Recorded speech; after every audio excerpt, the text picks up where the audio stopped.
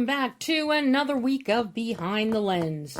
I'm Debbie Elias, film critic, creator, and host of Behind the Lens, where we go behind the lens and below the line with all those movers and shakers, those film and TV makers, the producers, directors, writers, actors, cinematographers, production designers, costume designers, film editors, sound mixers, VFX gurus, composers, stunt coordinators, you name it, and we talk to them. And you all know how much I love to talk, especially about film. This week we've got a lot of laughs for you, thanks to director, writer, and producer GREG PORPER, and his co-director, co-writer, and editor JOHN SCHIMKE, who talk about their new and often side-splitting comedy that opens this Friday, Don't Tell Larry. And who doesn't love musical theater, especially fresh off last weekend's exhilarating Tony Awards? In that vein, also on hand, talking about their new film and first collaboration, Everything's Going to Be Great, are two filmmakers whose work I have long admired, director JOHN S. BAIRD and writer-producer Stephen Rogers. So let's kick things off with my exclusive interview with JOHN S. BAIRD and his partner in crime for Everything's Going to Be Great, writer Stephen Rogers. I had the pleasure and privilege of speaking with John several years ago about his delightful film Stan and Ollie. And prior to that, Filth. John is a gifted and thoughtful director who brings his light touch to Everything's Going to Be Great. And Stephen Rogers, well, you all know some of his films. I, TONYA, The Wonderful Hope Floats with Sandra Bullock, Connick Jr, and Gena Rowlands. Stepmom, and he's the man who came up with the story for Kate and Leopold, starring Hugh Jackman and Meg Ryan. Everything's Going to Be Great is a love letter to the theater and everyone who has ever had a dream. A dramedy at heart, as we hear the rousing opening strains of There's No Business Like Show Business. Sadly, it's not Ethel Merman's version, because apparently Ethel is still in really great demand, and it's very pricey to get the rights to use her songs. But as we hear another version, a cover version that is excellent, we meet the Smart family, led by Buddy and Macy Smart. Theirs is an unpredictable life of regional theater while trying to raise their sons, Lester and Derek. Lester dreams of nothing but a future in the theater. And dare I say, his dreams also include conversations with Tallulah Bankhead, Noel Coward, and Ruth Gordon. While Derek wants only to stay in one place, go to school, have friends, and play football. Often living on a shoestring, if even that, Buddy refuses to give up on his dreams for the family, while Macy has to try and keep the family together and financially afloat. This is a true journey of self-discovery while grappling with identity and belonging. Each member of the Smart family learns the power of owning the spotlight, no matter what stage of life you're in. But, as always, it's that journey that makes the destination all the richer. This is a fantastic cast, led by Bryan Cranston and Allison Janney, with a scene-stealing, show-stopping performance by Benjamin Evan Ainsworth as Lester. Jack Champion stars as Derek, and you probably know Jack from films like Scream 6, Freaky Tales, and Retribution, which he played the son of Liam Neeson's character. And Chris Cooper pops up as Macy's estranged brother Walter. Solid production values, first-rate performances, especially when Cranston and Ainsworth are together. This is a film not to be missed. So take a listen as JOHN S. BAIRD and Stephen Rogers talk about Everything's Going to Be Great, from their collaboration and the film's origins. Stephen apparently grew up in regional theater, to casting challenges, particularly for the roles of Lester and Derek, to the upbeat, positive atmosphere on set, that was led by Cranston and Janney, to Rolf Kent's score, to balancing comedy and drama, to the beautiful visual style courtesy of cinematographer Mark Wolf, which grounded the film in reality while incorporating stylized elements. It's a heartfelt film. It is a beautiful film. It is a fun film. You will laugh. Your heartstrings will be tugged. You can't go wrong with Everything's Going to Be Great. Now, I apologize in advance for the brevity of the interview, and although 8 minutes was all the time allowed, the three of us crammed a lot into our conversation. So, take a listen. Well, good morning, gentlemen. How are you? Good, how are you? It's a little too early to tell for me. You and me both. You and me both. John, it is such a joy to speak with you again. Last time we talked was for Stan and Ollie. Oh, great. Well, nice to see you again. Nice to hear you again. Hear me, yes. And of course, Stephen, I have admired your work for so long, so this is a real treat to not only get to speak with you about Everything's Going to Be Great, but to speak with you about this collaboration with John. What took the two of you, with your filmmaking sensibilities, so long to put your heads together to give us a film like this? Well, I kept on asking Stephen, and he kept on saying no. Ah. I was going to say the same thing. No, when I saw Stan and Ollie, I loved that movie, and I was like, who is this guy? And so then, once that was on my radar, I knew I wanted to work with John. There's For real. Anybody that saw Stan and Ollie would want to say they want to work with John, let me tell you. That's a delight. Well, anybody who saw TONYA as well would want to work with Stephen. So there you go. I'll give you that one back. Where did the idea for this story arise, Stephen? John, were you involved in the story process, or was this all you, Stephen, tapping that fertile mind? All Stephen. No, it was a spec script. I wrote I, Tonya, which was a true story, and then I was only offered true stories because that's how that works. Yeah. And I thought, well, why don't I do one that was based on the way that I grew up?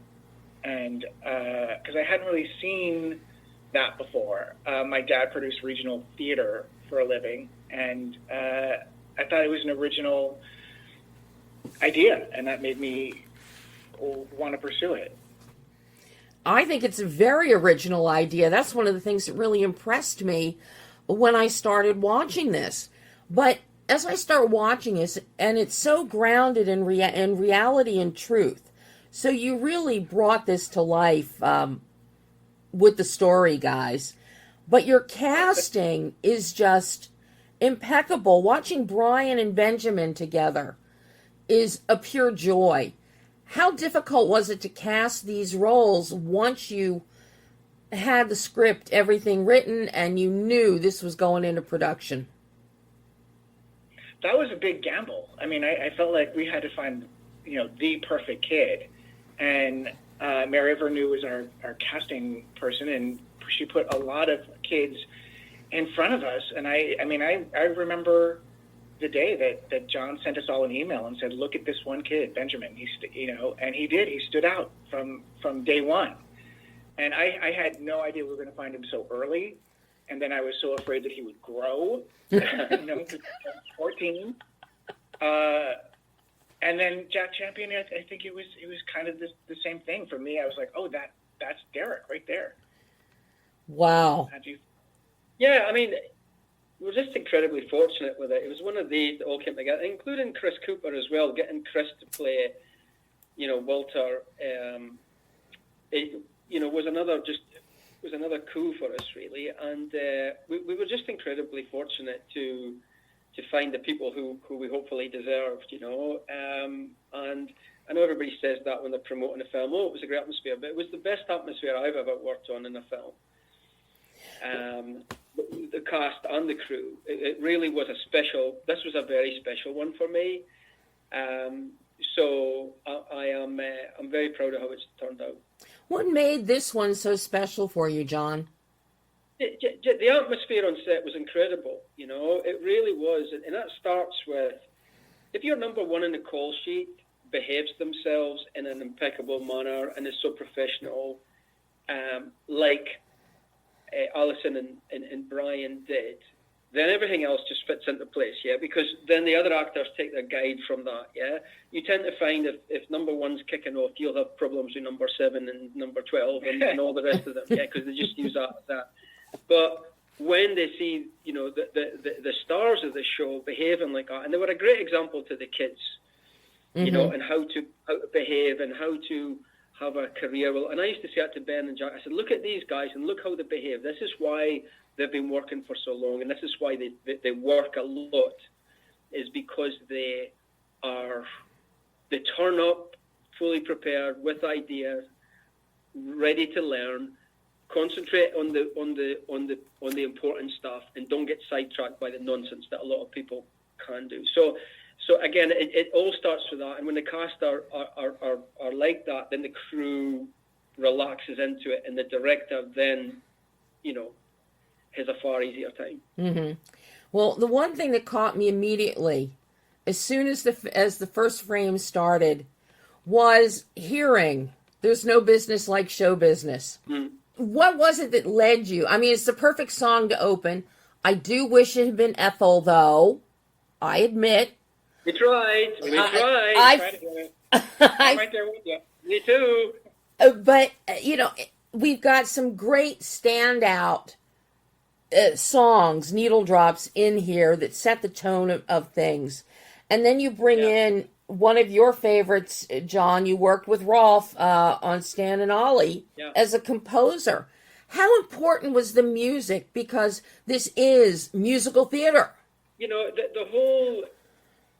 It's like anything, you know. When once you get into post, you can have ideas for music at the beginning at script stage, and I often find a lot of the time, in my experience anyway, it doesn't translate. The film somehow needs something else, but in this one, the tone was so much on a knife edge between the levity and the tragedy and the emotion and the hope and everything. So to balance that out, we got Rolf involved because we felt that he, you know, his sweet spot really is comedy and drama mixed together, and emotion and levity, and he was great with Stan and Ollie with that, and he did a great job here. In terms of the needle drops, that was trial and error, really, you know, and we've got stuff from you know, show tunes to things like what was the Dire Straits one? We get the Walk of, you know, we've got Walk of Life, and we've got Gordon Life. It's a eclectic sort of mix, and it's one of these things that you just, as you're in the edit and stuff, you're sampling. But it's very important for me and Stephen, I think, to have these show tunes in there, because that's what the film is all about, you know. But we tried to get Ethel, we just couldn't afford it, right? Darn. Is that what it was? It was. What is it? Ethel Merman is still commanding. Amazing. But we were using that as temp for ages, and then we just couldn't. There was some rights issue that we couldn't do it, so we re-recorded that one. But I think it still works at the beginning. So. It definitely does work. And now this begs the question for me, Stephen, what led you to bring to life Tallulah Bankhead, Noel Coward, and Ruth Gordon? And by the way, Chick Reed as Ruth Gordon is fantastic. She's amazing. I mean, I think it's just because I used to do that. I used to have these conversations with very famous people, which sounds crazy, but, you know, I'm a writer. I live in my head, you know, and people pay me to do that. I mean, I was on the Johnny Carson show more than any guest they've ever had. You know, I had a great time in my head. I still do. Now, I do have to ask you, John, about working with Mark Wolf, your cinematographer, and developing the visual grammar that you have. You know, how did the two of you develop the visual tonal bandwidth and the visual grammar to root this so much in theater and in reality? We looked at reference films, but I had just done a thing with Mark before we did this movie. A thing starring Matthew McFadden, a television thing in the UK called Stonehouse, which was based on a true story. And Mark, there's a great joke about cinematographers, yeah. And it's what's the difference between God and a cinematographer? God doesn't think he's a cinematographer. Yeah? And Mark is so the opposite of that. Yeah, Mark is the most humble, collaborative, egoless DP that you would ever, have the pleasure of working with. Yeah, and he really is the loveliest man, and his crew just adores him, and he's a very quiet, subtle guy who gets on with it, but is so prepared and brings so much to the table. So Mark turned up with a lot of different references, but he's also very much about very much about grounding it in reality as well. And we thought that was because we could have chosen, and I think myself and Stephen had a conversation about this near the beginning about how you do the ghosts, how you do the Noel Cowards and stuff, and we could have really stylized that in a way, and we did it. We really sort of kept it in reality. So I think that really gave Mark a good guide from the very beginning, which was that's what we do with the ghosts. So everything else, you can't over stylize anything else if the ghosts are so grounded in reality. Mm-hmm. So I think that's what we took our lead from. Job so well done, guys. I've got a dozen other questions, but my 8 minutes is up. Well, they were very good questions, I have to say. Oh, John, Stephen, please do something else together. I want to see more from the two of you together. So, Thank you for your kind words. I appreciate it. Have a wonderful rest of your day, guys, and looking forward to the release on the 20th. Thank you so much. Thanks. Bye-bye. Bye. And that was John S. Baird and Stephen Rogers talking Everything's Going to Be Great. And it is only in theaters this Friday, June 20th. See it. It will put a smile on your face and even on your heart. And score is great. There's some great needle drops. And yes, for all you theater people out there, this is custom made, tailor made for you. So check it out come Friday. So, we're going to shift gears a little here, and we're moving on to Laugh Out Loud Hilarity with Don't Tell Larry, a film that I like to describe as I Love Lucy on crack. And you're going to hear my exclusive conversation with co-director, co-writers GREG PORPER and JOHN SCHIMKE, and John also serves as the film's editor. If you haven't seen it yet, find it. It's called Somewhere in Montana. It came out earlier this year. John edited that film also. It is a beautiful film. Really beautiful. I thoroughly enjoy it, and if you can find it, and I don't know if it's on digital yet.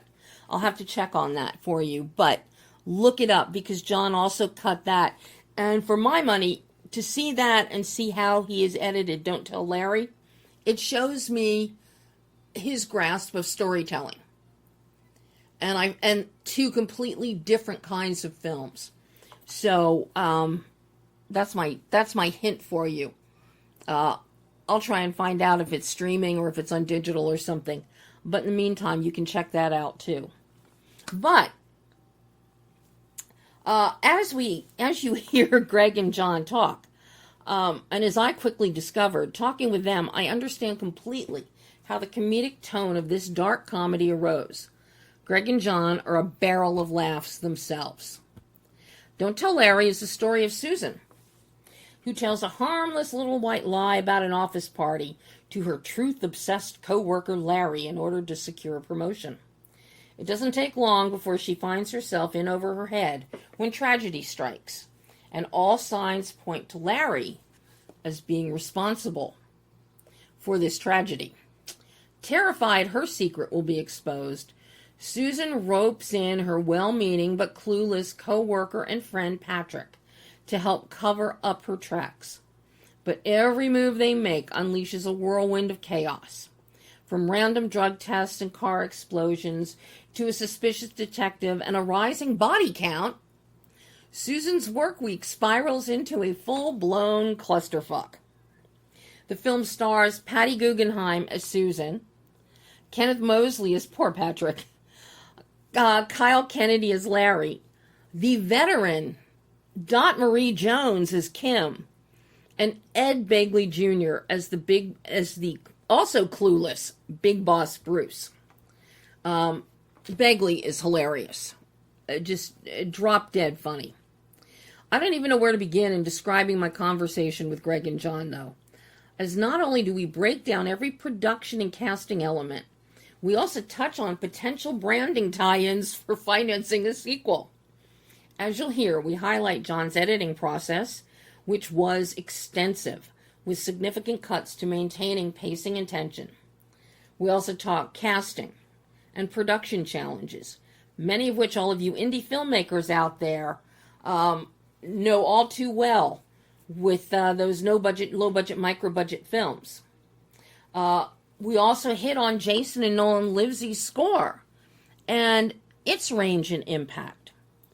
The guys also detail, and this is where you don't know whether to laugh or cry, they detail their 21 draft screenplay journey, emphasizing the importance of setup, build, and payoff in crafting a screenplay. They've got some great advice in there as to the trials and tribulations they went through that I think can help a lot of you out there. So you definitely want to take a listen and pay attention to that. And of course, let's not forget the specific casting of Kyle Kennedy, Patty Guggenheim, and Kenneth Mosley. But then there's the visual grammar, which was developed with cinematographer Derek Bauer, as well as the film's color palette, particularly the use of yellow for Larry. Kudos, and I mean that sincerely, kudos to Derek Bauer for a nice visual tonal bandwidth that visually balances fear, terror, and comedy. There's a nice balance there. And you're also going to find out what a pusher and a cracker are. I kid you not. Now, a word of warning to you. You know I don't like spoilers, and I don't ever like to be spoilery, especially when the film hasn't come out. You've still got a few days to go before the film comes out. But once the hilarity ensued, there was no stopping Greg and John in this conversation. So you might hear some spoilery kinds of things as we really dissect the film. Of course, I think they'll probably make you want to see the film even more. So get ready and take a listen to Greg Porper and John Schimke talking Don't Tell Larry. Yes, a film that's funnier than I Love Lucy on crack. This is John Schimke. Well, hello, John. It's Debbie, and I just heard another beep, and I'm guessing that's Debbie. Greg. This is Greg. Hello. Hello. I'm so happy to welcome. I'm so happy to speak with both of you guys about this hilarious film. Thank you. But first, Talk to you too. Speaking with you. Yeah. First, I have to congratulate you, John, on Somewhere in Montana. You cut that film so beautifully. You saw that? I have seen it. I interviewed Brandon. I interviewed Stoddard, and one other. I did a 3-on-1. Well, I'm glad you liked the edit on that movie. Not a lot of people have seen that movie, but I had fun editing it for sure. John, it's so beautiful. I mean, number one, Brandon did a great job directing it, and I'm so happy to see he's a consulting producer here on Don't Tell Larry. And you have the same composers that he had on Somewhere in Montana. You've got the Livesies. Yeah, Jason and Nolan. I convinced Jason and Nolan to score Somewhere in Montana. They're super good friends. They're super good friends of mine. And they were chomping at the bit to score Don't Tell Larry with Greg and I because they were familiar with the project for such a long time because Greg and I did it as a web series. Mm-hmm. And then when Jason and Nolan found out that we were turning it into a movie, they were just like, oh, man, we can't wait. We know that's going to be funny.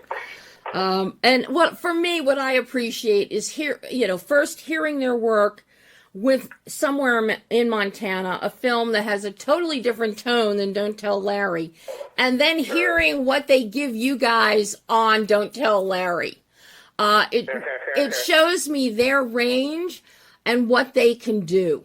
They are super talented, I have to say. I think, it isn't fair because there's two of them and they're both brilliant. And so, Greg and I are not equally matched. I mean, Greg and I do our best, but if we were in a creative boxing match between Jason and Nolan, and it was Greg and I, Jason and Nolan would KO us really quickly. Well, now that begs the big question about Don't Tell Larry. I've got to know, between the two of you guys, who's the pusher and who is the cracker? Greg, what do you say? Who do you want to be? That's hilarious. I feel like I'm a pusher. I just feel like I am. I feel like this whole time I'm like, all right, we're going to do this. Let's go, John. Like, John, are we ready for this? Are we going to do this? Like, let's pick a date. And I feel like you're like, all right, Greg, if this is a date, this is like what we're going to, have to do. And you just got to do it. And so you're just going to crack it. I don't know. I think that's fair. Greg is definitely a pusher, and I'm happy to be the cracker. I'm happy to be the instigator. Like, I feel like I can make a crack in a window, and then I'll let Greg know. I'm like, hey, so I just made this crack. If we could just push somebody through it, and he'd be like, done. And then Greg's ready to push. Whoever it takes to push. And then Greg's like, he's ready to push whoever through that window to make it happen. Oh, my. Sure. And that's what I love about Greg. That scene, guys, I was laughing my ass off. I went and I rewound and watched it about 5 times because Dot Marie just... I don't know how she made it through without cracking into laughter. No pun intended. She was fantastic with that whole pusher, cracker, there's got to be a cracker, there's got to be a pusher. Hilarious. Dot, it was hard. You're right. It was difficult to get through because everything was so funny, but she managed. And she did a fantastic job. Well, I have to say, this is a testament to the two of you as producers, directors, writers. Your cast is wonderful. Now, I have loved Dot's work forever. She can do comedy. She can do drama. She can do heavy drama like she did with the feature Ragdoll. Wow. Yeah, she's awesome. But then you bring in Kyle Kennedy, who is a scream, Ed Begley Jr., who, one look at him and you start laughing. True. And then he goes into the Nervous Nelly kind of shtick that he gives to Bruce. And then you partner up Patty Guggenheim and Kenneth Mosley, and then throw Kyle in there so you have the three of them as a perfect triumvirate for insanity. Just exemplary casting here, guys. So I've got to ask you, how did the gods align for you to come up with this casting? Because performance, this film rises and falls on the performances. Yes, exactly right. I would say, so I need to give, and I know John would say this too, Kyle Kennedy needs to, get his flowers, his accolades, because he's someone who John and I, we were real-life co-workers with Kyle, the three of us. That's how we all met over 10 years ago. And Kyle was a member of the Groundlings, and we were all working at a production company. I was working in development. John was an editor on one of the reality TV shows the company was producing. And Kyle, I think, was like a production coordinator on one of the shows. And just from our conversations, whether it was in the break room of that office or like at a company event where sometimes we go out for drinks, we just spoke with Kyle, and everything Kyle was saying, whether he wanted to be or not, was just funny. Yeah. The same way you were saying, like, you look at Ed and you laugh. Just with Kyle, we could not stop laughing. He's just so naturally funny. And yes, he was in the Groundlings at the time back then, so it made sense that he was so funny. He has those comedic skills. But John and I, when we linked up, because we both realized we liked making, outrageous comedy content, and then we were both doing it separately at the side, and then we said, why not join forces? We now have this wonderful, I would say, like, Kyle, which is kind of almost like hidden in the shadows working at this production company, when really his true talent is like in front of the camera as this great actor, improviser, writer. And so we had teamed up with Kyle first on a college humor short that I had done, and then after that, John and I wanted to make this web series version of Don't Tell Larry, and it was a series of shorts, and we had Kyle as Larry in that, and that was such a blast. That web series went around to festivals all over the country, and then from there, John and I were like, we need to do something bigger with this, and ultimately when we landed on we should make a movie version of Don't Tell Larry, the very first thing that was decided on was that, well, Kyle's going to be our Larry. Like, no matter what, like Kyle just has to be the Larry. Like, we wrote that movie for him to play that character. And so that was the first piece that came into play. And then from there, Kyle Kyle didn't even know we were writing a movie until John and I actually had like a draft to put in front of his face like several years after the web series. And he's like, oh, cool, you guys, I didn't know you guys were doing this, because we didn't want to show him something until we had something we were really proud of. And Kyle, like, from day one was like telling us, hey, you need to cast Patty Guggenheim for Susan, because Patty's also in the Groundlings. Patty and Kyle are very close. They've worked together a lot, and Kyle just singing Patty's praises, and Patty coming on to our movie is because of Kyle as well. And so those two were in place, and then we did have an open.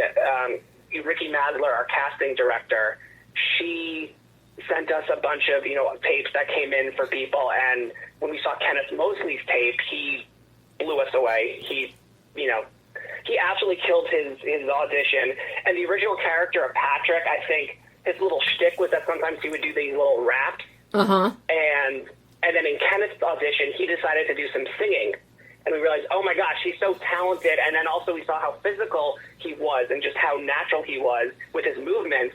And just the physical comedy he brought, we're like, oh, this is like what Patrick needs to be. And we kind of retweaked the character of Patrick to fit to Kenneth. And then that's how those three, kind of came together. And then, through Ricky, the script went to Ed, and he loved it. And John and I had to pinch ourselves. And the same thing happened with Dot Marie. Like, when she said, hey, they're reading the script, and hey, they love it. And we're like, are you serious? Like, really? Like, they want to do this movie? And it was just like a no-brainer. So we got really lucky with how that all fell together. Wow. Well, it's a testament to you guys and good writing. Ed Begley doesn't do everything that gets handed his way.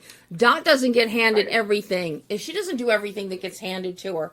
So it's a testament, and to get this type of comedy, to have this type of comedy chops come on board here, and then you've got your other supporting players that are hilarious as well. So you really, but it all starts on the page with your writing and the hilarity of the dialogue and these scenes that you create. Now, granted, I've been in some offices that, I don't know, you might have been flies on the walls looking at some of the stuff happening in those for what you brought to play here.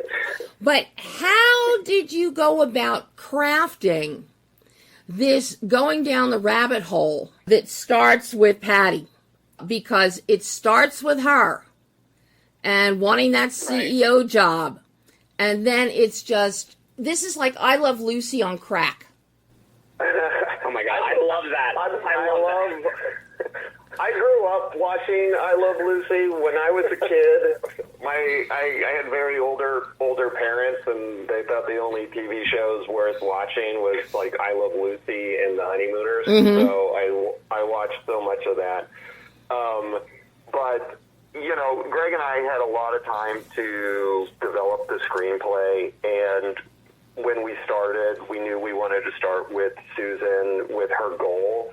And the two things we really wanted to do, we wanted to see how we could ridiculously escalate the conflict. And we wanted to start with just a little white lie and see how ridiculously we could escalate it out of control. And then secondly, Greg and I just wanted to write a movie we wanted to see.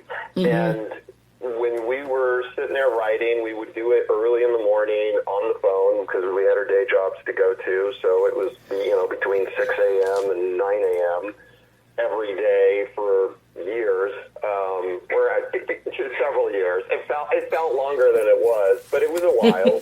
But if Greg and I weren't laughing, then we knew we needed to do some sort of rewrite. But Greg, how many rewrites did we do? So we had 21 drafts total. So that included over 10 page one rewrites because, and this is for when people see the movie, and you know this, Debbie, there's a literal cause and effect to everything that happens. Yes. So we make one little change on page 2, and now that affects 10 other things we have down the line, and it's just, this whole movie became a puzzle piece, and the thing that we knew we had something good on our hands that was exciting because every time we have to say, shoot, we do need to go back and actually do this page 1 rewrite. It wasn't daunting. It was great. I can't wait to now change things up to accommodate this tiny little change that we decided, or the way in which she does her first line. At first, it was intentional. Then it was accidental. We played all the different scenarios of how it would go down, and ultimately we found the kind of a way to land it at this, the path that it ultimately took. And to what John said, we wanted to start off with that one little white lie about a company party to stay true to our web series, actually, because we still loved, that's how our web series began as well. Mm-hmm. And there's one other scene, and without spoiling anything, I'll just say it involves 3 people in a supply closet drinking something that no one should be drinking. Yes. That was something that also was in the web series as a small little sketch. And John and I just at that moment when first of all, it was hilarious to us. Every time, audiences would watch that, they were, it was just absolutely hilarious. So John and I always knew we wanted that particular scene, but just kind of amped up to an 11 in the movie. So we knew that, that was a point in our journey we had to get to. So there's a lot of reverse engineering to, well, how are we going to get it to a point where characters are in a closet, possibly drinking what may or may not be pee? And that was a big part of how we shaped our Act 1 and getting into our Act 2A and then 2B and then we knew, and this I won't spoil, but obviously there's some very big plot points that happen near the end of the movie and then at the end of the movie, and those were actually elements that were consistent through all 20 some odd drafts. Mm-hmm. But the in-between parts, the specifics of Susan's character and her reasons for wanting to be CEO, those always changed. Those weren't always the same. And originally there was a version, I think, where she had a significant health issue, and she wanted to be CEO, or not to be CEO, excuse me, she wanted to get a raise so she can get money for a health procedure. And that was a whole route we took. And then, ultimately we found our way. But, I think there's a lot of sitcom background. Obviously, John, you grew up with watching those shows from the 50s, and I also just loved sitcoms from the 80s and 90s. So I think there's a lot of that, those set pieces that you see, I think also just come from that passion of sitcom comedy storytelling. We're a situational comedy, which Mm-hmm. Larry is. If you like situational comedy, that's what it is. But then what we did is we made it way more ridiculous, a little more violent than any of these things that you can watch from the 50s and the 80s. Oh, absolutely. But you used higher stakes. You used a key word, and you said puzzle, because it truly is a puzzle. If they pay attention to the dialogue and to how you're getting in and out of these hilarious situations, that is so important. Your structure is so important at how you're getting in and out. What's getting them in the supply closet? Right. What's getting them out of the supply closet? What's getting Larry's Nana in the building, in a stairwell?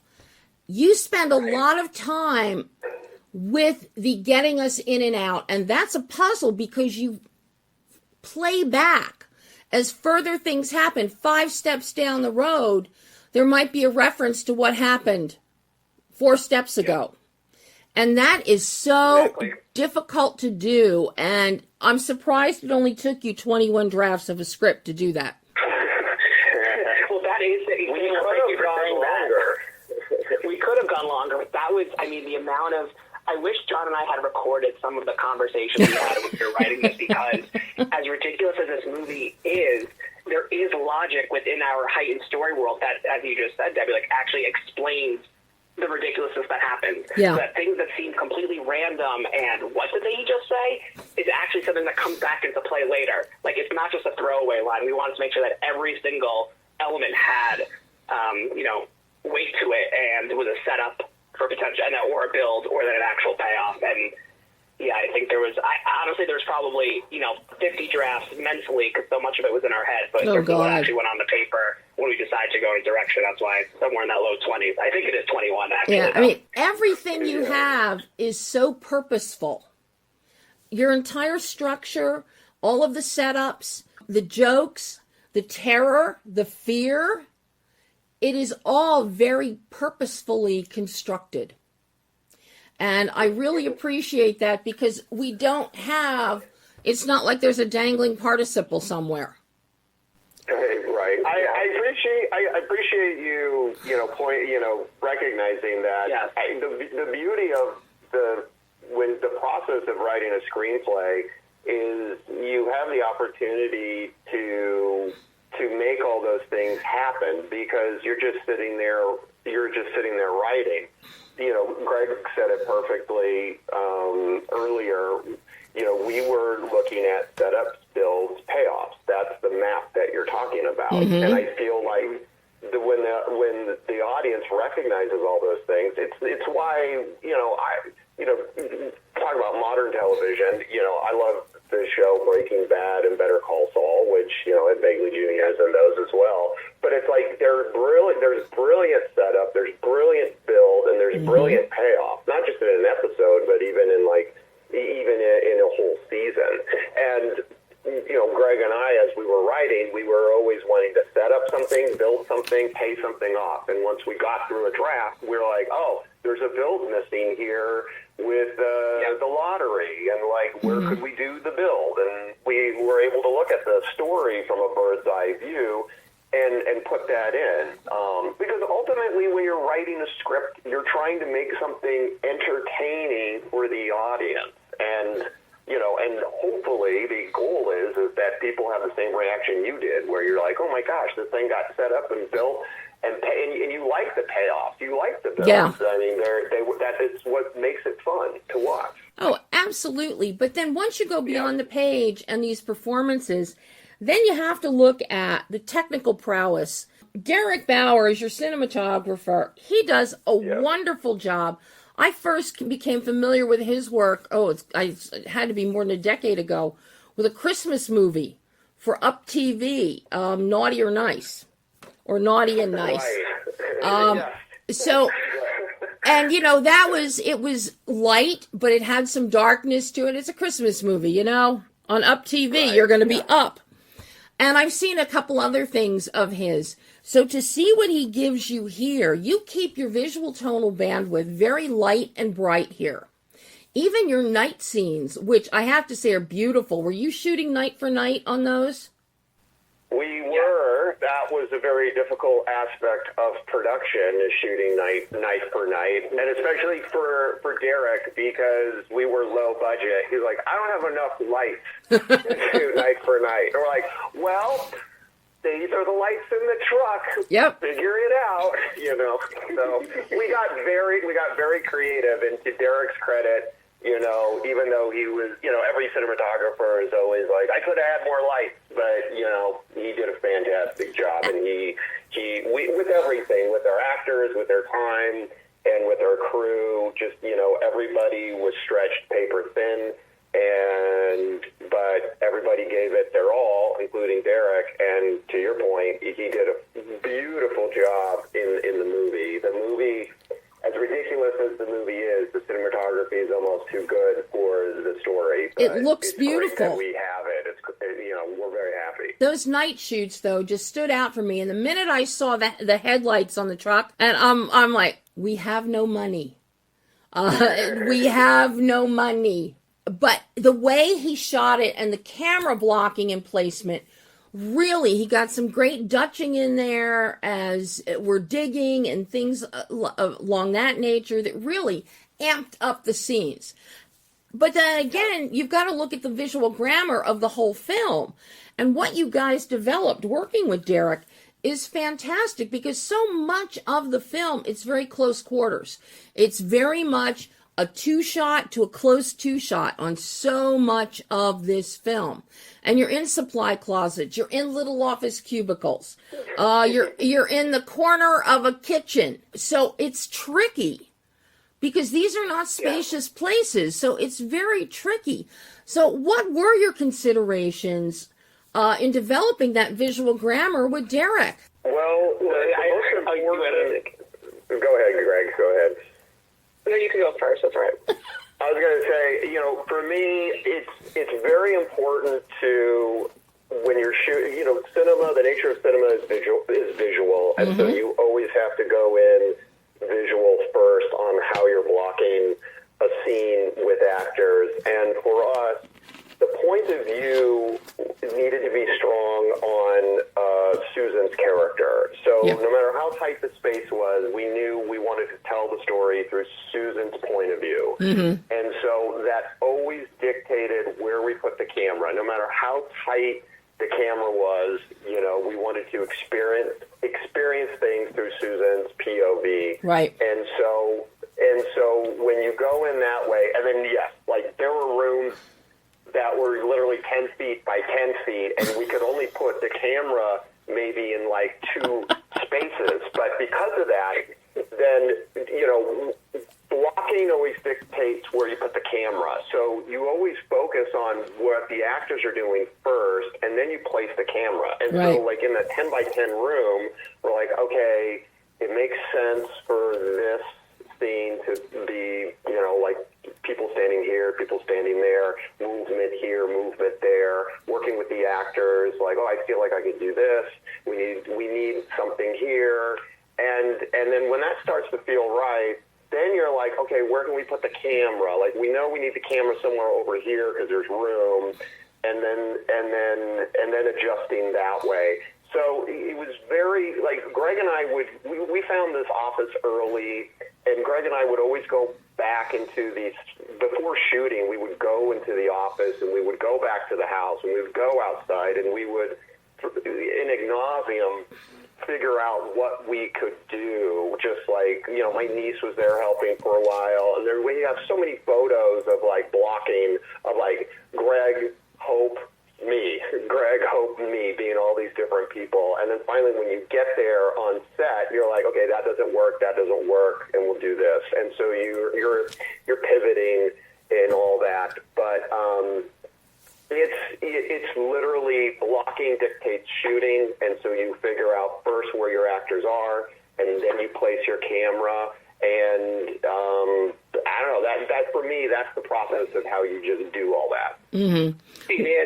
And I would love to add to that, John, because I agree with everything you just said. Then on top of all that, right, we said this is okay. We figured out how we're going to do it. And then we were filming in an office with so many floor-to-ceiling windows, or just a lot of windows. And all of a sudden, and Derek a lot of times like, yeah, but we can't shoot this at this time of day because the sun's coming in and it's like going right into the camera. So it's like we had to then readjust like at the last moment. And we had a lot of times where the light would dictate too. Like the natural light that was coming in, like how we had to shoot the scene, and there's a lot of pictures that had to happen. The scheduling was a big part of it. Scheduling, like planning, if we shoot here, like the end of the movie, like we know we get sunset coming in through the windows, and so, we would be able to schedule, like, okay, end of day, we know the sun's going to be banging through this window, and we got an hour, and we'll do our best to get those shots.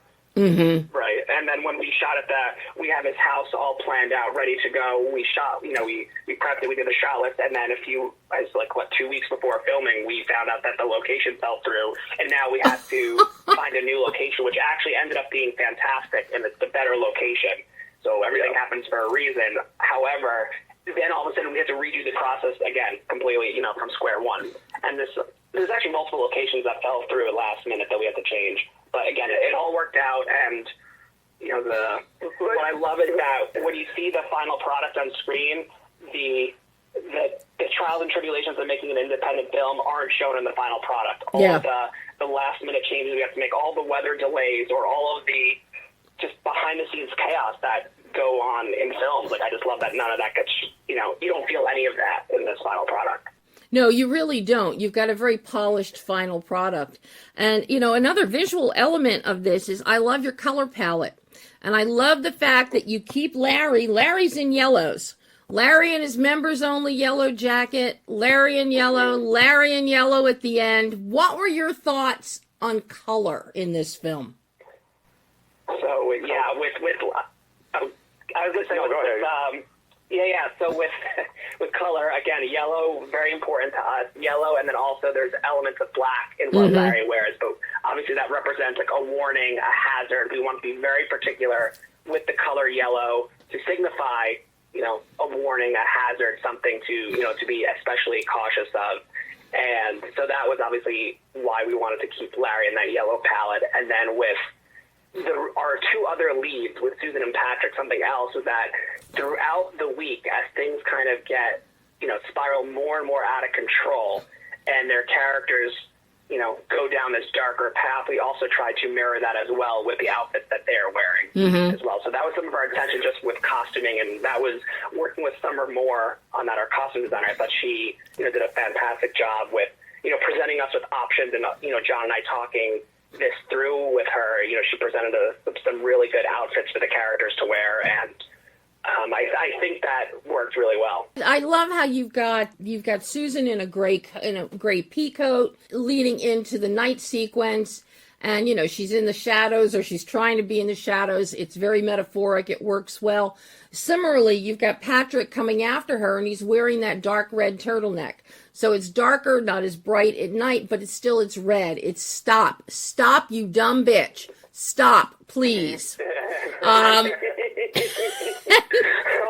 Listen, because cinema is a visual medium, color also helps tell your story. Yep. And so Greg and I wanted to use color to help, identify like characters subconsciously. I know for me, I always associate the color purple with death. And, Susan wears a lot of purple. Yeah. And, but then we subvert.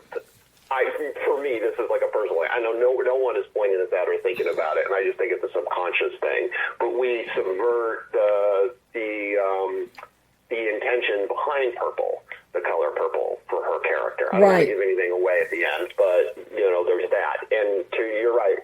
The most sane person in the whole movie is Patrick, and so he wears the color red, because red is a color that points out, it draws a lot of attention to itself, and Patrick is the one who is trying to draw attention to sound judgment. Which Susan does not have in her desperation. So now, none whatsoever. So now I got to come back to Jason and Nolan with the score, because that's the last element that comes into this after John's incredible editing. So let me touch on John's editing first. How challenging was the edit on this one, John? Because you're balancing. It was the most challenging movie. It was the most challenging movie I probably have ever edited, and it was, and it's funny that it's always your own movie that ends up being more challenging. Yeah. Part of the reason why is because I think as a filmmaker, you have a movie in your head that you're trying to make, and then when you go execute in production, you're never getting the movie that you make. You're probably, that is in your head, maybe you get like 1% or 2% of that. And so a lot of it is just like creatively making things work, because there's a lot of things in the footage where something went wrong, or this didn't happen, or it wasn't ideal, or whatever. So a lot of times you're just trying to cover things up, or you're trying to, make something be more than maybe what it was. And so, and I think for us too, because we had such great talent, Greg and I had a lot of options to choose from in takes in terms of, what we had, because we would always, we were limited to how many takes we could do per shot. And so we strategically had different moments where we would do the script, and then because we had such talented improv actors, we would ask them to improv some options. And usually, it was great to get those during setups, and it was great to get those during, like, escalating conflict moments in the scenes where they were escalating conflict. And that gave us a lot of options to shape the movie. I firmly believe that, you don't make anything.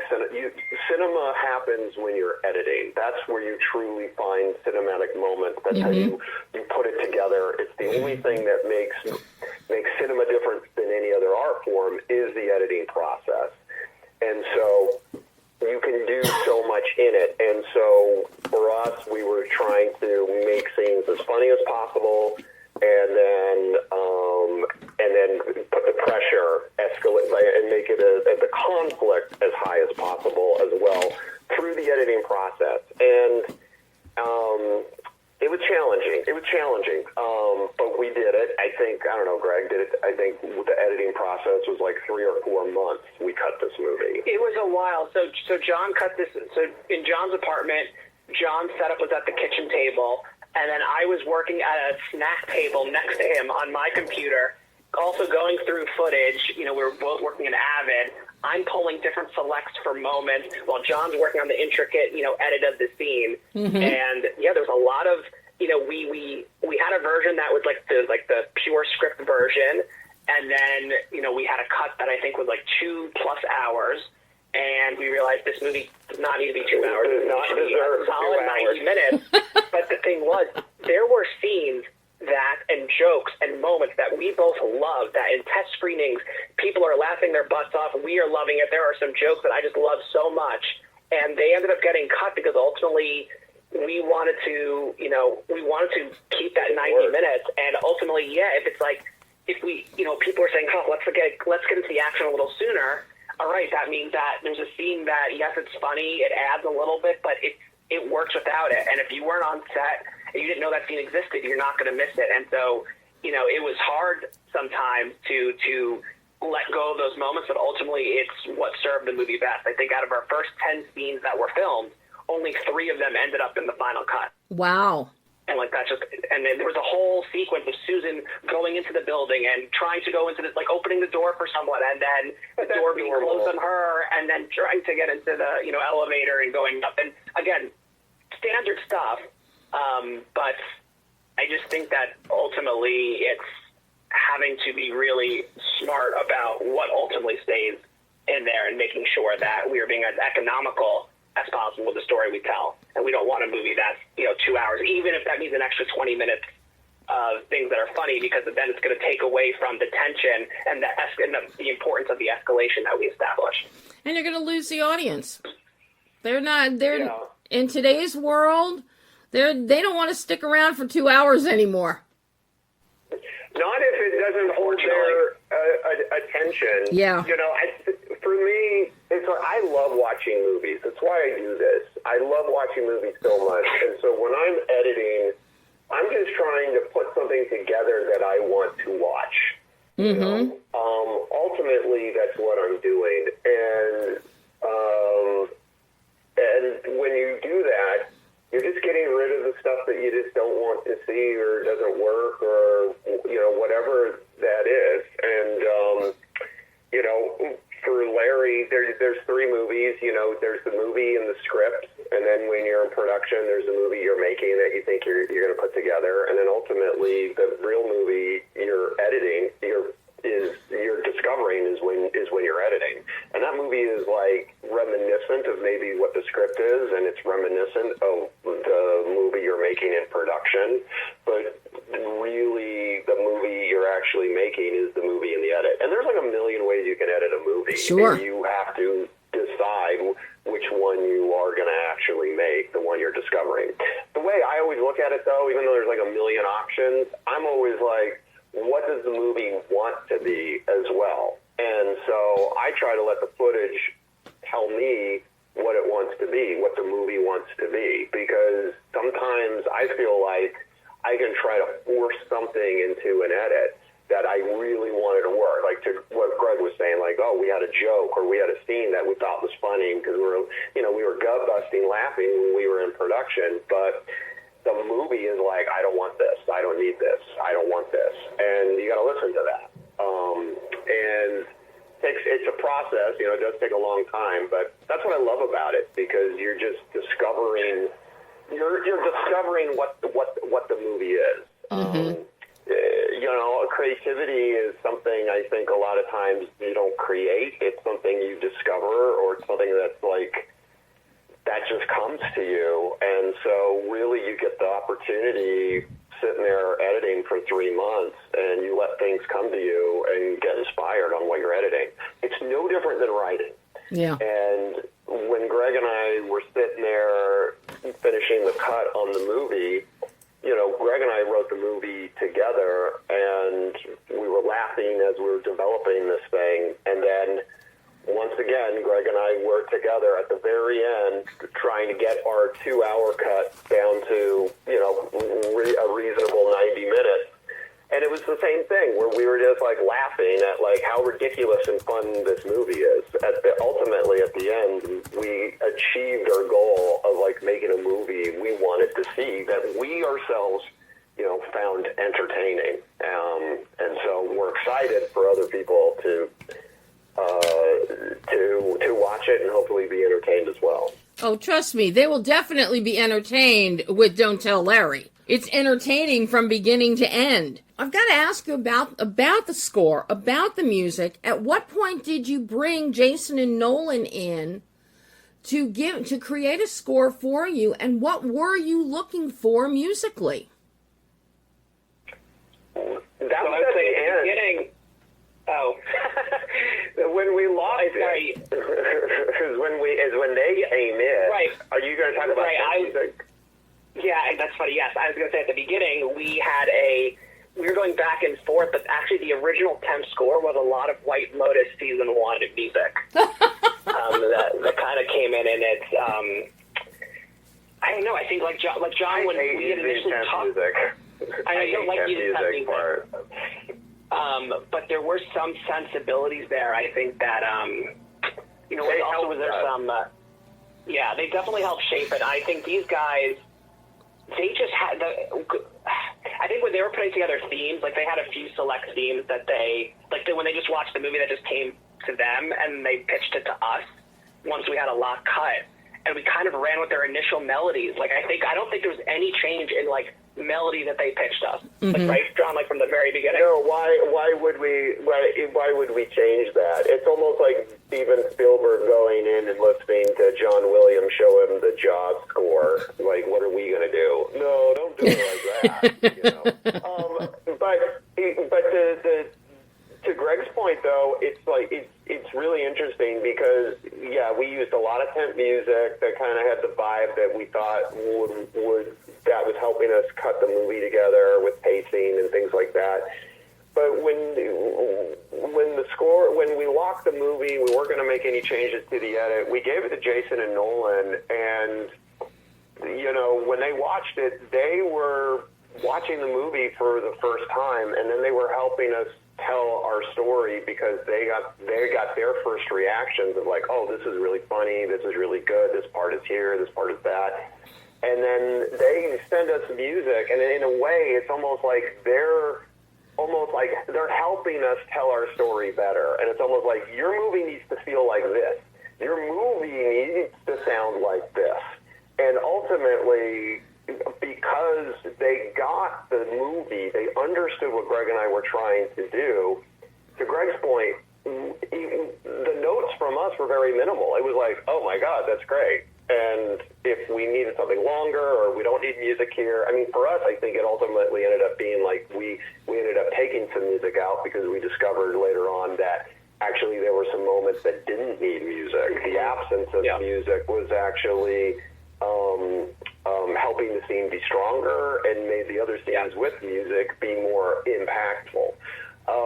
But, you know, for them, it's always like we're talking about intention, emotion, and at the same time, too, we were like, this movie is about Susan and her point of view, and they were writing the music the same way, thinking about Susan's point of view. The music was experiencing, you know, that. Even though there's a Larry theme, there's I'm Just a Raisin theme, there's all the different themes and stuff cinematically that we absolutely wanted. We wanted a traditional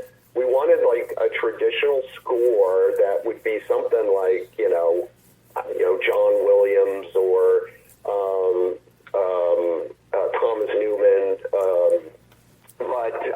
but also our movie, because it's this dark comedy and it's quirky and can be twisted, there needed to be something off about the music, and so they were able to embrace that as well. The one thing that, you watch the movie, but I think the one thing that's really interesting is, I think what got inspired probably from the White Lotus music that we had as temp is Nolan recorded his own voice going like, bah, boo, ba, ba, ba, and so they built this instrument that just plays samples of their voice doing all these little vocals, boops and bops, or jazz stats, whatever. I'm not that much of a musical person, but that's what I'm calling them. and that gave it the texture and the tone of like really what matched the offbeat, off-kilter world that we were building for Don't Tell Larry. And that was something we would have never come up with on our own, and that was their genius that came up with that. And that's a great point, John, I wanted to mention too. It's not just that they sang, like they did the vocals, but he singly recorded each sound that he made and associated with the notes.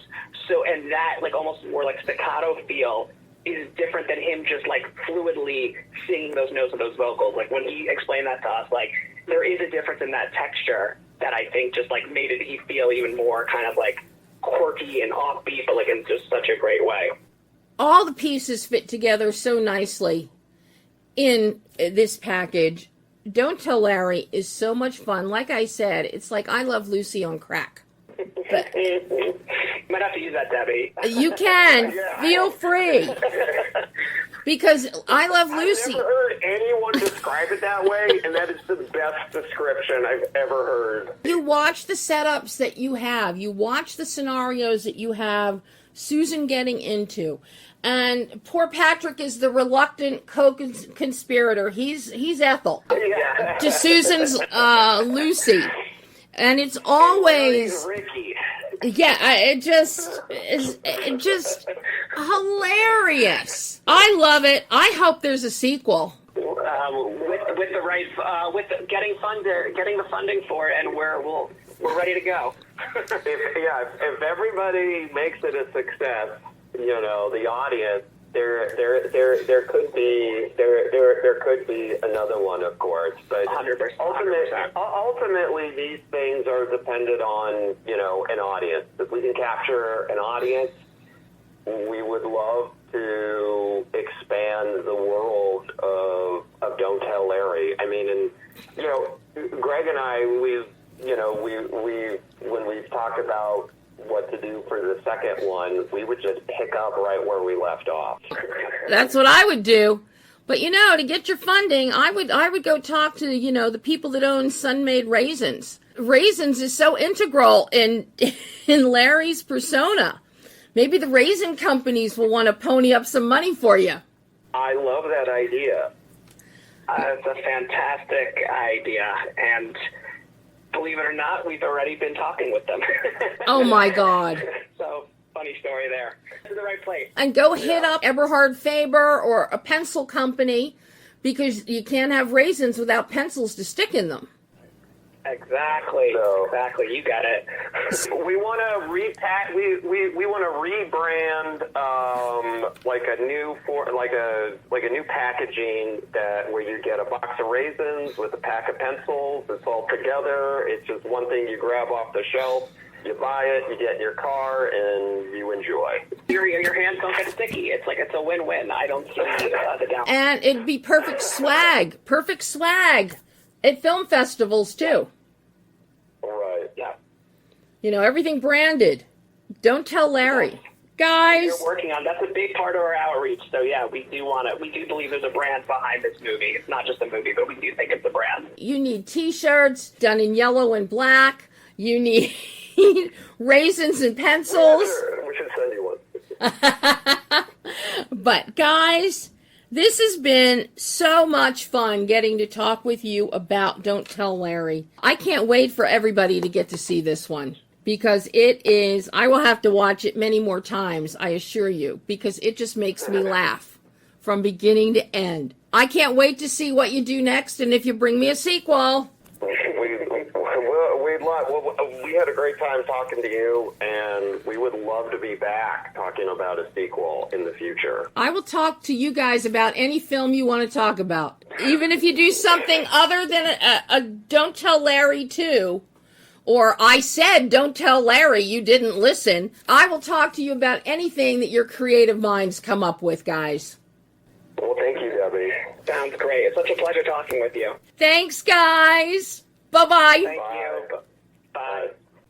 And that was GREG PORPER and JOHN SCHIMKE going in-depth on the making of Don't Tell Larry. And Don't Tell Larry, as I said, it's another film in theaters this Friday, June 20th. But it is also available on demand on Friday as well. So there's no excuse not to see Don't Tell Larry. You don't even have to leave the comfort of your couch.